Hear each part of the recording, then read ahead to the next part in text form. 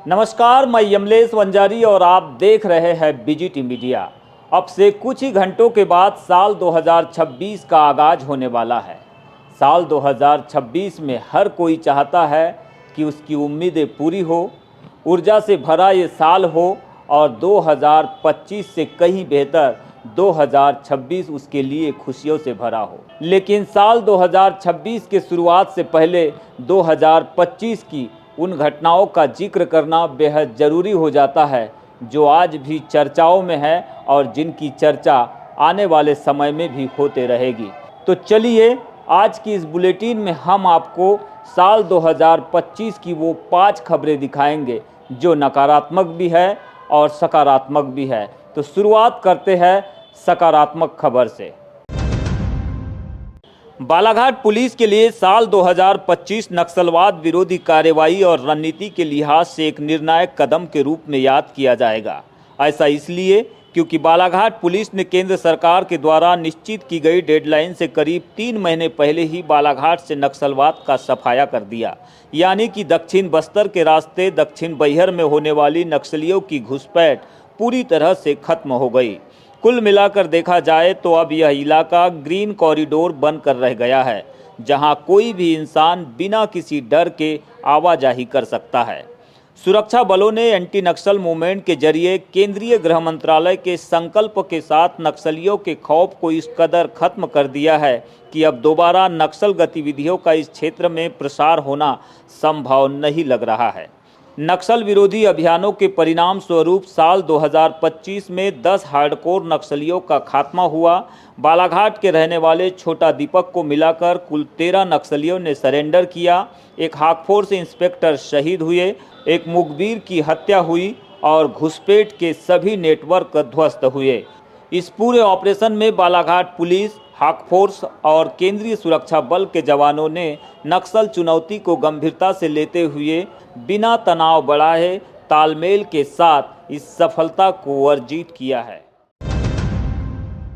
14 सितंबर को कटंगी क्षेत्र से एक बड़ी ही दिल दहलाने वाली खबर सामने आती है। यहां पर नादी मोहगांव के निवासी एक दंपति का खून से लथपथ शव उनके ही बेडरूम से बरामद होता है। घटना का पता चलते ही पुलिस के द्वारा अलग अलग टीमों का गठन कर करीब 1 महीने तक पूरे मामले की जांच भी की जाती है, लेकिन हार्डवेयर व्यवसायी हेमेंद्र और उसकी पत्नी योगिता के हत्यारों का आज तक पता नहीं चल पाया है। सितंबर महीने में हुई इस घटना को लेकर पवार समाज ने कई बार पुलिस को आवेदन देकर मामले का खुलासा करने के लिए चिंताएं व्यक्त की है, किंतु 2025 में हुई इस दिल दहलाने वाली वारदात का आज तक पता नहीं चलना पुलिस के प्रति लोगों का विश्वास कमजोर कर रहा है। 11 नवंबर को एक ऐसी ही दिल दहलाने वाली घटना बीच सड़क पर देखने मिलती है और इस घटना के द्वारा सबका ध्यान भी खींचा जाता है। दरअसल होता यह है कि बैहर क्षेत्र के आमगांव फाटे पर एक क्रेजी लवर अपनी कथित प्रेमिका का गला रेतकर हत्या कर देता है।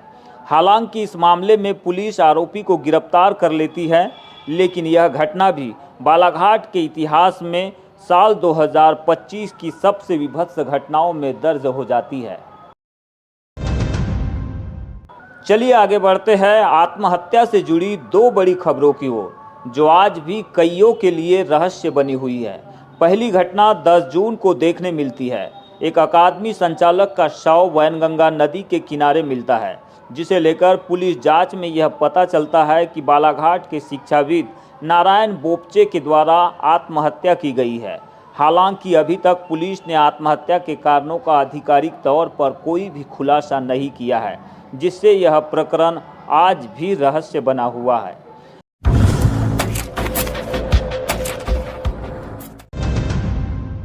इसी तरह 3 जुलाई को मलाजखंड के पौनी में एक युवा कारोबारी शशांक पटले के द्वारा आत्महत्या कर ली जाती है, जिसे लेकर भी कई तरह की चर्चाएं व्याप्त होती है, लेकिन पुलिस अब तक आत्महत्या के कारणों का कोई खुलासा नहीं कर पाई है।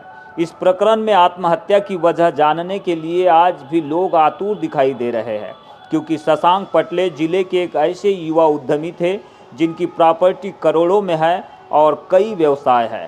तो आत्महत्या से जुड़े यह 2 प्रकरण आज भी बालाघाट में रहस्य बने हुए हैं, जिसका पुलिस के द्वारा आज तक खुलासा नहीं हो सका है। उम्मीद है नए वर्ष में हमारी पुलिस इन प्रकरणों की जांच पड़ताल कर तथ्यों को आम जनता के सामने रखने का प्रयास जरूर करेगी, क्योंकि इन प्रकरणों का खुलासा नहीं होना पुलिस और आम जनता के बीच विश्वास की कमी को बढ़ाने वाला साबित हो रहा है।